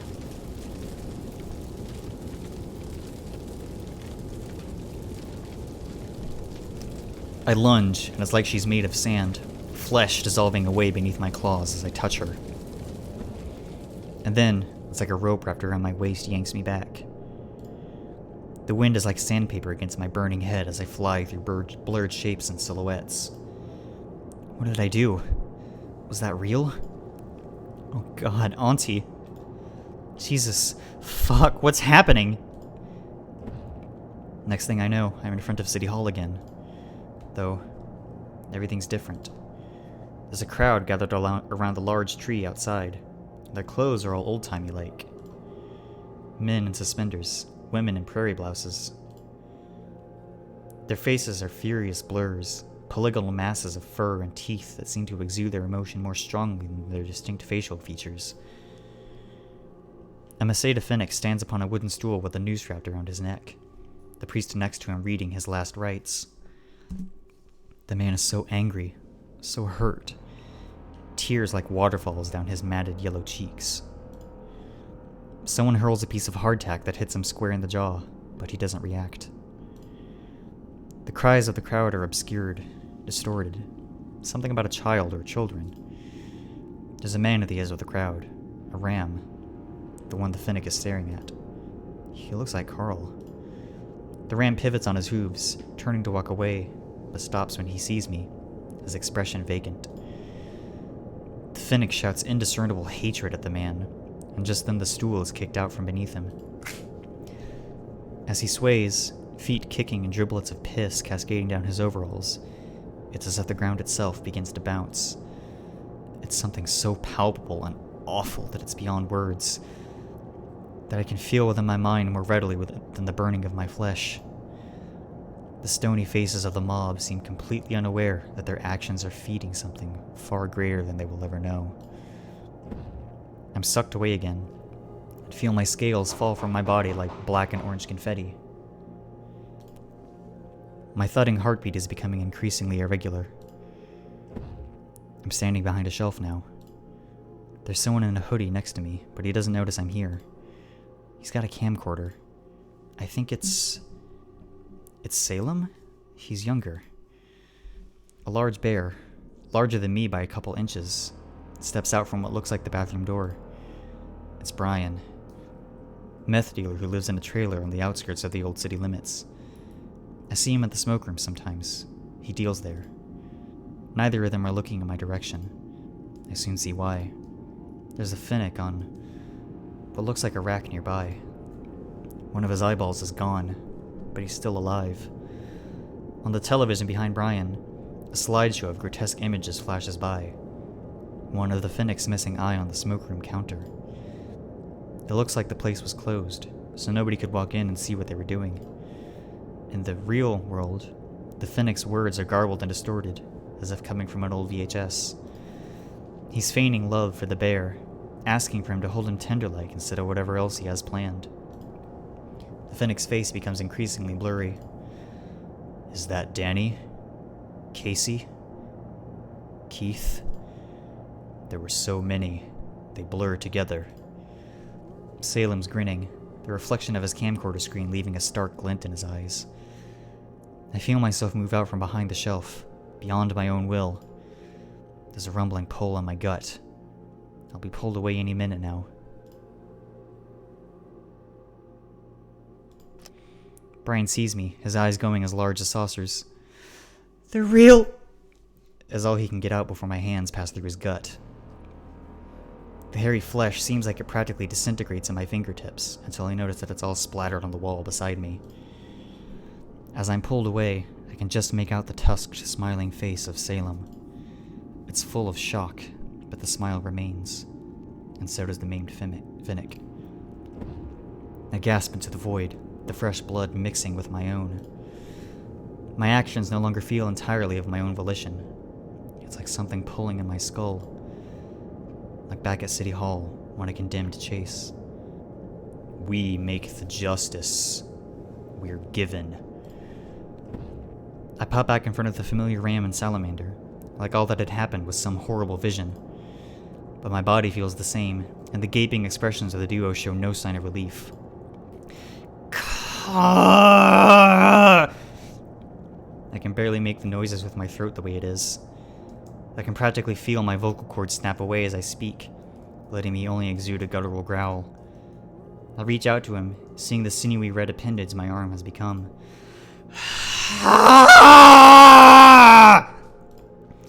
The tunnel shakes around me. Carl and Dax both turn and flee, the salamander screaming his absolute lungs out. I'm terrifying to them. As they're about to round the corner, I see Carl hesitate. He looks back to me. I can't see his expression, and I can't call out to him. I have to let him know I'm still in here. With some strained effort, I turn my wrist around and close all but one of my fingers. The ram continues to stare as the rumbling increases. I'm pulled away once more. It goes on like this. At each stop, I lose more of myself, mentally and physically. Each visage that appears before me is some new, unspeakable evil I hadn't fathomed existing. From time to time, I let the thing inside my head take more and more control. Sometimes, I don't have the control in the first place, when the suffering is strongest. Where Sam thrives, he drives. Like my body, I become numb. All but my vision and hearing is gone, and they're swiftly fading too.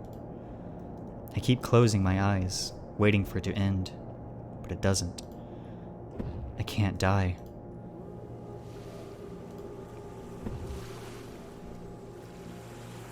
I hear the soft pitter of feet on a rocky embankment. Somewhere down the way, stones are being skipped. Clap! Someone threw in a big one. Then, sniffling, followed by a low sob. Crying has become so familiar to me. I hear it more than anything else, it feels like. It's like singing, isn't it? Purest expression of emotion. Fuck you. But this one is more familiar. To me as well. I can just make out the audible sound of little pebbles rolling down a hill, followed by a heavy thud. I turn to see a faint gray silhouette with big blue eyes. What? The voice hits me like electricity. This is it. I'm what he saw that day, on the beach by the outlet. Finally. He screams. They always scream. I have to follow him. I have to see it. I descend beneath the waves, and I see excess fat drift from my body into the tidal current. The water is abrasive, but I'm able to glide through it, swimming without swimming. Something pops, and suddenly I can't see from my left eye. There's white water ahead, thrashing movement. A slight bit of reddish-pink mist dissolves in the current in front of me. No! No! I strain myself to hear, trying to keep absolutely still. But other than the faint occasional splash, there's nothing. Eventually, the splashing stops, and I know my best friend is dead. I rest in the current, and the voice in my mind is fortuitously silent, not pressing me into movement or action. And though my eyesight is gone, and my skull punctuated with nothing but empty sockets and orifices, I see something. Bright blue eyes and starry skin. It's Daxton, I'm sure of it. He does not move, though I can read the intent in his eyes that he very much wants to. Instead, he remains motionless, and we stare at each other. I imagine speaking to him, telling him what's happened to me. My words are rambling, my mind not what it used to be, but it doesn't seem to matter. He meets my gaze regardless. I ask him if Carl's alright, and of course he doesn't respond. I then simply state that I hope he's okay. I go on and tell him about all the crap the Ram and I have been through, and about how much I hope he fucking makes it out decently enough. I'm sure they'll give him another shot at the interview on account of town-wide madness. I tell him I hope it's over now, wherever he is. And finally, I apologize for what an absolute ass I was to him, when he deserved goddamn none of my angsty bullshit. He never shows any indication of understanding, or even blinking.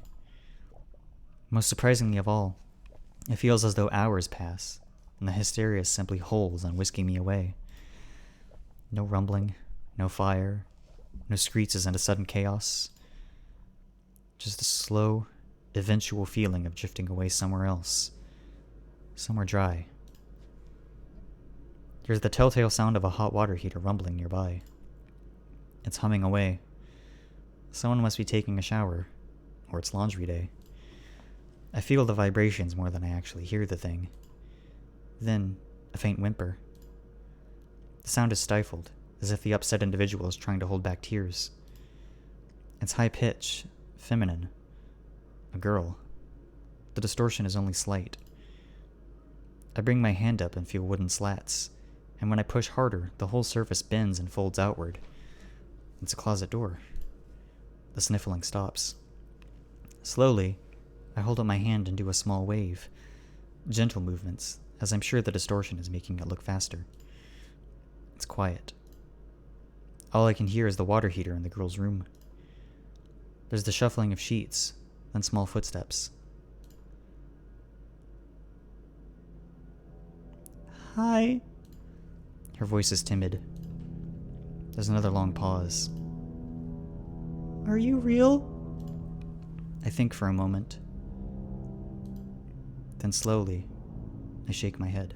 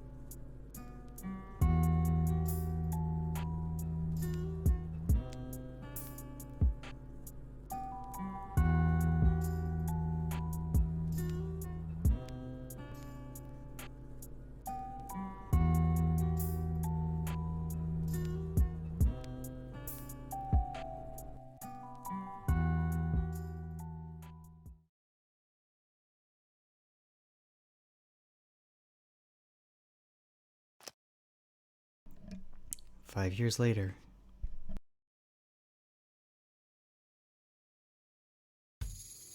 Seriously, this is gonna be such a good fucking time. You'll be glad you came.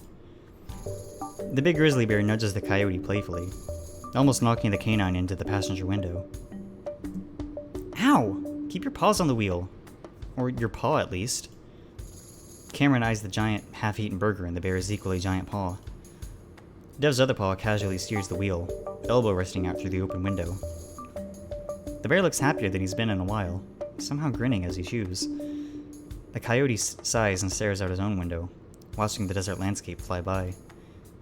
There was nothing like this in his hometown, and he found himself wishing he was back amongst the pine forests. Something he'd been wishing since he moved to Pueblo for school. Technically, this was his natural habitat, but he found the whole place depressing somehow. Empty and dry and rough. What you pouting for? I'm not pouting. Yeah, you are. Cameron sighs, deciding to change the subject. So why couldn't Larry go again? I don't know. Said something about his car breaking down. Think he just flaked, though. Aren't there other haunted places in Pueblo that we could have gone to? Like by the school? The bear shakes his head, letting go of the wheel to crumple up the foil that had packaged the sandwich, tossing it into the back. Not like Echo, dude.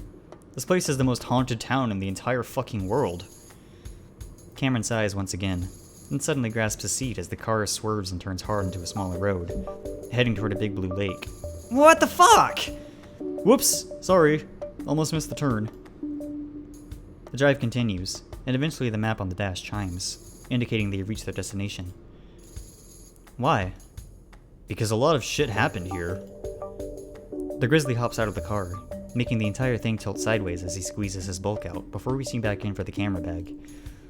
He takes out a small, compact camcorder from inside and wraps it around his wrist. He flicks the switch and Cameron sees the familiar red recording light flashing. He points the lens at the coyote, and he quickly covers his face, letting out a frustrated sigh. I'm not the horror you're after, Dev. With that, he unbuckles and slides out of the car. The bear waits for him, reaching out a large, padded paw. Cameron takes it and is immediately drawn into a tight embrace and a kiss. The coyote tenses up for a moment, then waits until Devin releases him. Ugh, can you not do that right after you eat a big, greasy hamburger? Cameron makes a show of wiping his lips. Devin rolls his eyes. No pleasing you, is there? Nevertheless, the grizzly holds out his paw again and Cameron takes it, the two of them walking toward the town center. It's not a pleasant walk, most of the infrastructure in pretty shoddy condition, overgrown in places with sagebrush and dry vegetation. So where are we meeting this guy? I told you, the old Civic building. Wait, you mean City Hall? Cameron recalls the late night rants with Devin over the phone, the bear regaling every last detail of the incident. Where they shot the mayor? Yup.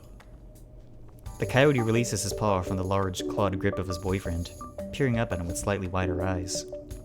Damn, are you absolutely sure he's okay with this? Yeah? Look, he's the one who did the report on this town after the happening in the first place. Devin tries to put on a reassuring smile. He seems keenly aware that folks sometimes find his large predator grin unnerving, but Cameron always told him it was cute. And he's gay, so, you know. The bear rewraps his paw around Cameron's own. No need to be worried about that.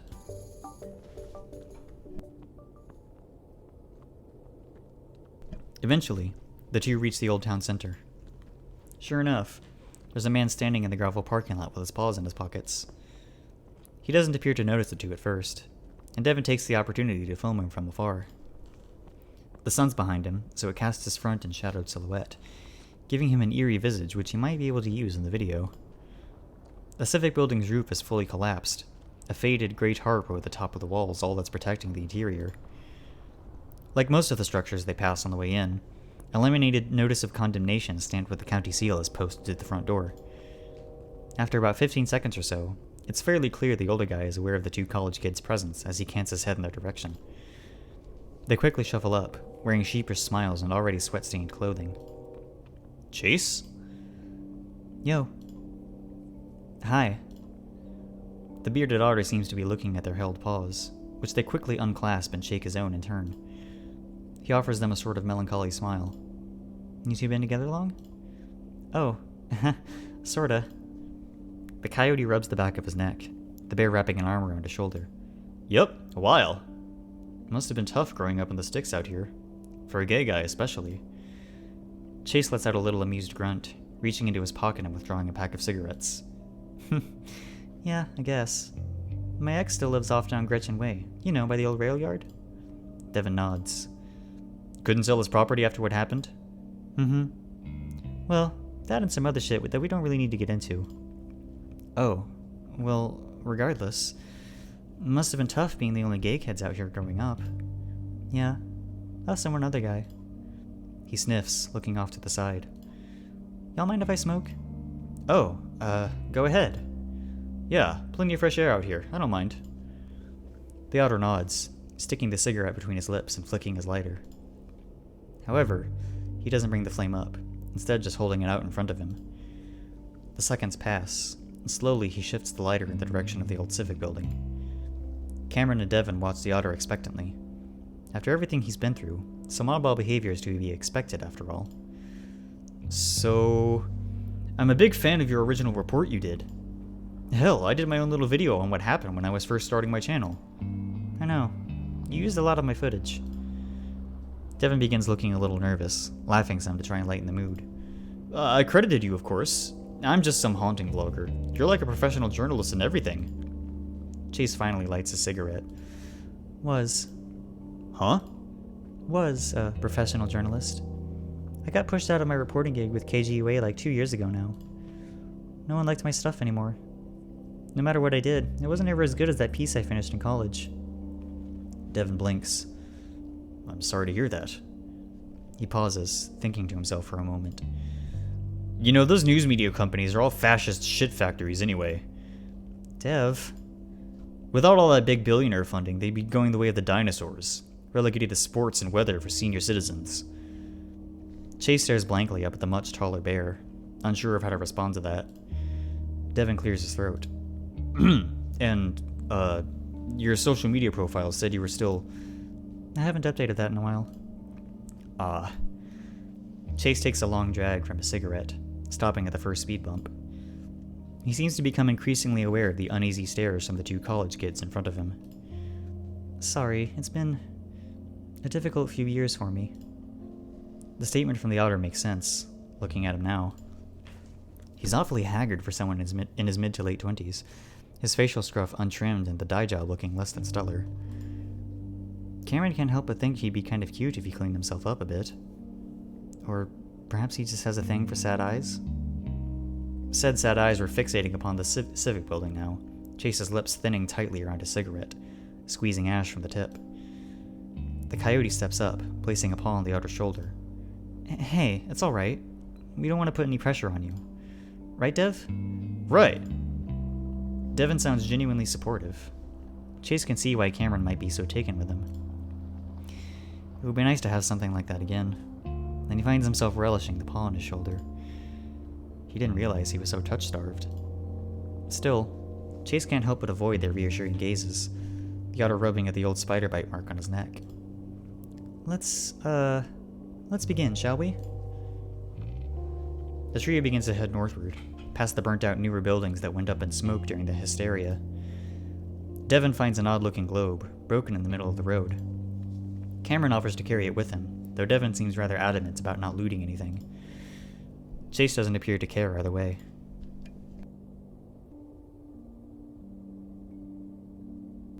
Eventually, they arrive on the outskirts of the nearby mine. Warning signs posted damn near everywhere. It looks like barbed wire fencing had started being erected along the main entrance. Though, Chase mentions the county gave up on trying to fully enclose it a couple months ago, after folk kept cutting through it. So, there's more than one entrance to the mine here. They're all barred off now. I mean, the main entrance was locked up tight even before the crap show 5 years ago. Devin sets up his tripod, pointing it toward the black void between the rocks. This is where they found the bodies? Chase shakes his head. That was off the side entrance in the A level. This is the main entrance. It goes all the way from A to F level.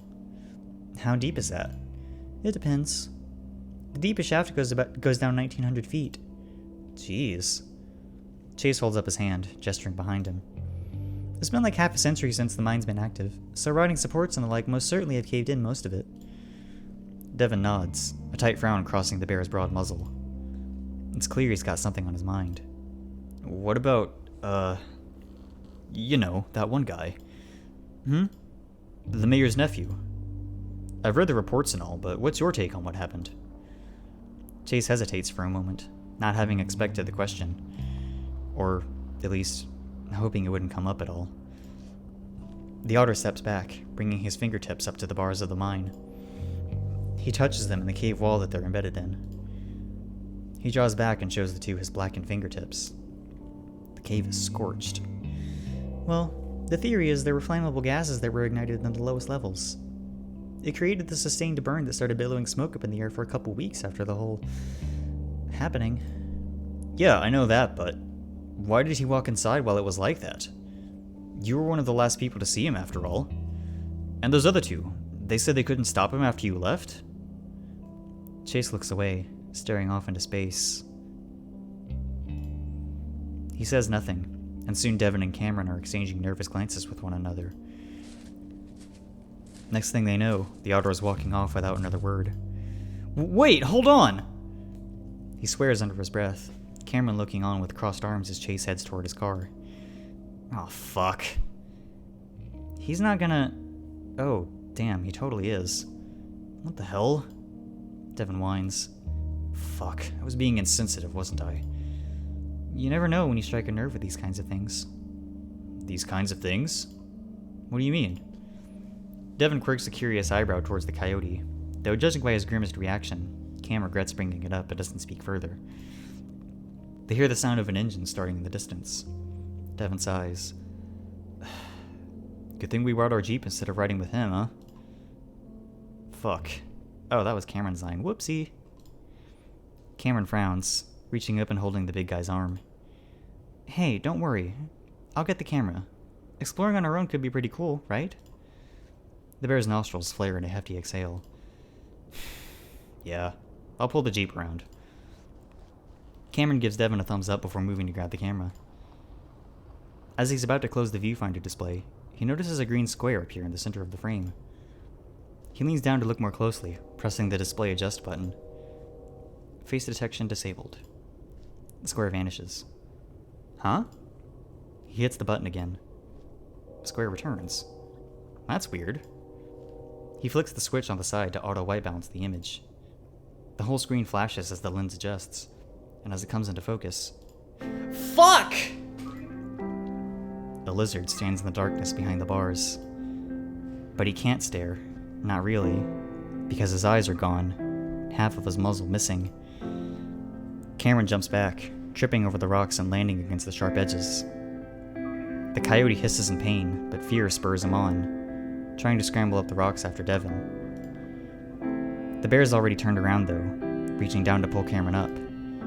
Shit! You alright? What happened? As Cameron clings to the large bear, he looks back, but nothing's there. I don't know. I saw... Devon looks in the same direction, squinting.